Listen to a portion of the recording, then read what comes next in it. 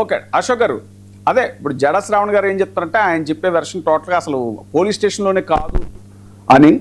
ఇప్పుడు దీనికి మీరేమంటారు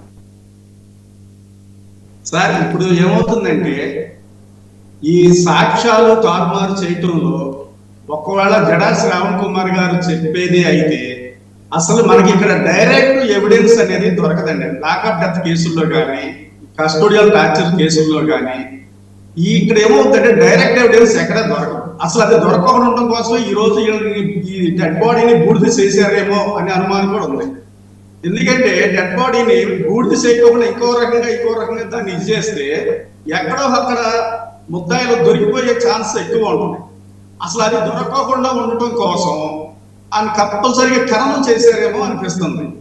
ఎందుకంటే మీకు జస్టిస్ రిటైర్డ్ జడ్జి చంద్రు గారు, మన తమిళనాడు హైకోర్టు జడ్జి గారు, ఆయన చంద్రు గారు, ఆయన ఒక మాట అన్నారండి, కొన్ని సందర్భాల్లో నేరస్తుల కన్నా కేసు విచారించే కొంతమంది పోలీసు అధికారులు లేదా రోజు కోర్టు వారి డ్యూటీ చేసే సిబ్బంది ఎక్కువ ప్రమాదకరంగా మారవచ్చు.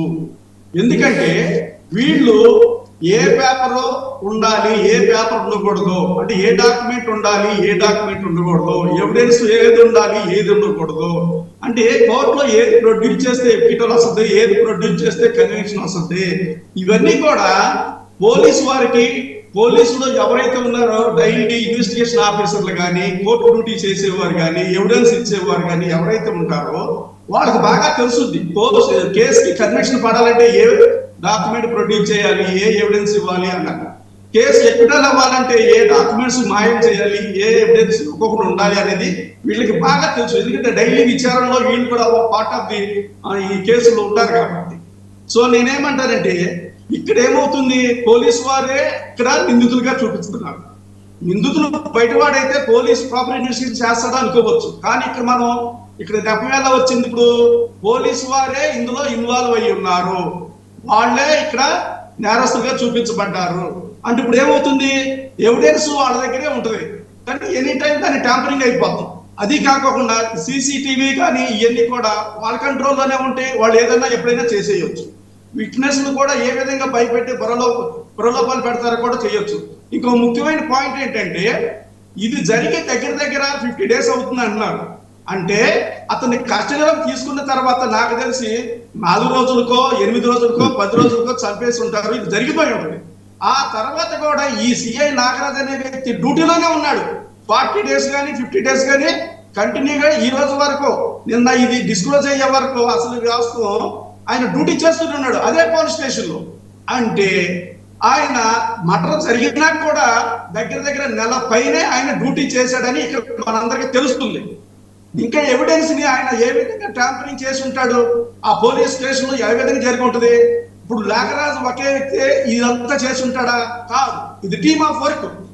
ఆ పోలీస్ స్టేషన్ లో వాళ్ళు అయి ఉండొచ్చు, కానిస్టేబుల్ స్టేజ్ ఉండొచ్చు, ఏఎస్ఐలు ఉండొచ్చు, సిఐలు ఉండొచ్చు, వీళ్ళందరూ చాలా మందికి ఈ విషయాలు తెలిసే ఉండొచ్చు, ఎక్కువ శాతం పోలీస్ పర్సనల్స్. కానీ వీళ్ళందరూ ఇందులో ఇన్వాల్వ్ అయ్యారు. ఇది ఒక్కడి వల్ల అవ్వదండి, ఇది ఒక్కడి వల్ల ఎట్టి పరిస్థితుల్లో జరగదు. సో నేనేమంటానంటే ఇప్పుడు అక్కడ పైన అయ్యో ఇన్వెస్టిగేషన్ ఆఫీసర్కి ఎవరు వేశారండి? ఏసీపీకి. 40 days మట్టి ఒక అతను ఈ కస్టడీలోకి తీసుకొని ఈ విధంగా జరుగుతుందంటే ఏసీపీకి తెలియదా? దగ్గర సిఐలు ఏసీపీలు ఈక్వల్ ర్యాంక్సే కదా వీళ్ళందరూ, ఒకసారి ఉంటారు కదా. కమిషనర్ ఎంత దూరంలో ఉన్నాడు? కోతపేట దూరంలో ఉన్నాడు. డీసీ ఆఫీస్ ఎంత దూరంలో ఉంది? 15-20 కిలోమీటర్ల దూరంలో ఉంది. అసలు ఇదంతా ఏం జరుగుతుంది అంటే ఒక 40 days 50 days ఒక వ్యక్తిని కంట్రోల్లో తీసుకొని కస్టడీలో ఉంచుకొని ఏ విధంగా హెరాస్మెంట్, కస్టోడియల్ టార్చర్ చేస్తున్నారు అనేది వాళ్ళకి సీసీ కెమెరాలు ఉంటాయి.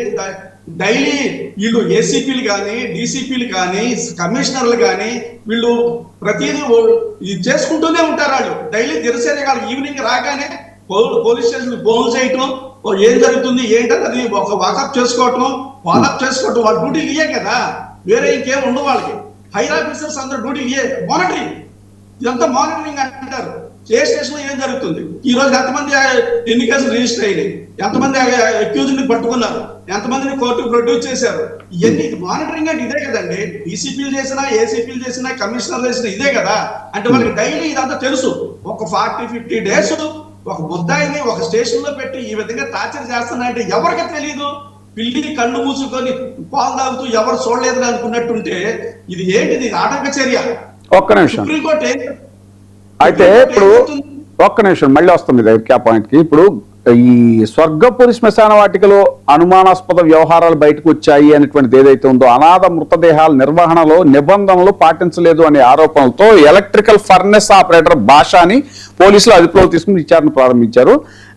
సాయంత్రం 6 గంటల తర్వాత దహనాలు నిర్వహించకూడదు అనే నిబంధన అమల్లో ఉంది. అయితే మే నెల 23వ తేదీ రాత్రి 8 గంటల సమయంలో 2 అనాథ మృతదేహాలను అక్కడికి తీసుకొచ్చినట్టు తేలింది. అప్పటికే సమయం ముగిసిందని, దహనానికి అవకాశం లేదని ఇన్ఛార్జ్ భాష చెప్పినప్పటికీ కూడా